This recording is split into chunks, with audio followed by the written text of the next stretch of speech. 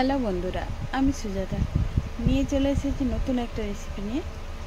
আজকে আমি বানাবো কুমড়োর ডাঁটা দিয়ে মুসুরির ডাল। শুনতে হয়তো কেমন লেগেছে, কিন্তু এত টেস্টি, এত সুস্বাদু, না বানালে বুঝতেই পারতাম না। প্রথমে আমি গোটা জিরে, শুকনো লঙ্কা ফোড়ন দিয়ে দিই। দেওয়ার পরে কুচনো আলুগুলোকে আগে একটু ভেজে নেব, তারপরে আমি ডাঁটাটা দিয়ে দেব।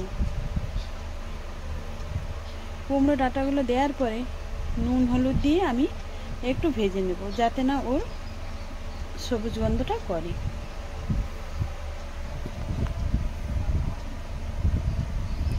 ভাজা হয়ে গেছে, এবারে দিয়ে দেবো আমি কুচনো পেঁয়াজ আর টমেটো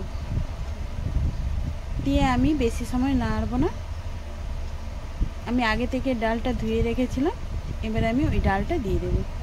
তবে ডালের পরিমাণটা একটু বেশিই দিয়েছি, কারণ বসা বসা হলে খেতে ভালো লাগবে, দেখতেও ভালো লাগবে।